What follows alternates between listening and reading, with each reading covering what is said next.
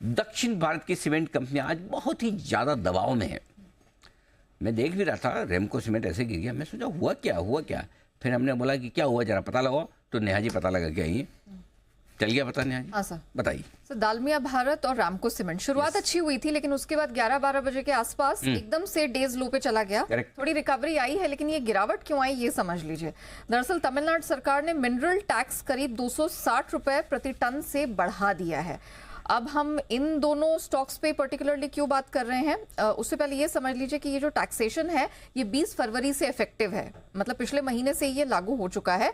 और ये इसलिए इंपॉर्टेंट है क्योंकि ये जो दोनों कंपनी है इनके जो क्लिंकर मिक्स है, क्लिंकर मिक्स बैकबोन होता है सीमेंट प्रोडक्शन का, इसमें सीमेंट का उत्पादन यहाँ से होकर निकलता है। तो तमिलनाडु में इनके क्लिंकर मिक्स की जो मात्रा है इन दोनों कंपनियों की, दोनों सीमेंट कंपनियों की, ये सबसे ज्यादा है। इसी कारण से हमने यहाँ पर इम्पैक्ट आता हुआ देखा।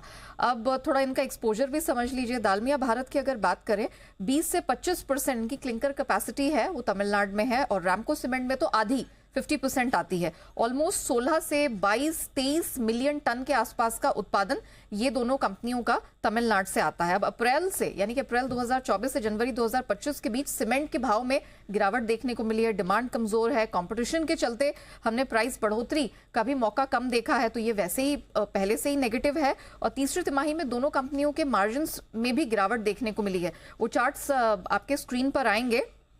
Q3 को अगर दोनों फाइनेंशियल ईयर में कंपेयर करें तो 22% से गिरकर 16% पर आई है मार्जिन दालमिया भारत की, और Q3 FY25 को अगर Q3 FY24 से कंपेयर करें तो मार्जिन में 5% की गिरावट आई है रामको सीमेंट में। तो इसी कारण से हमने ये गिरावट दिन के दौरान रामको और दालमिया में बनती देखी। दोनों कंपनियों के मार्जिन इस क्वार्टर में पिछले क्वार्टर में हुए हैं कम।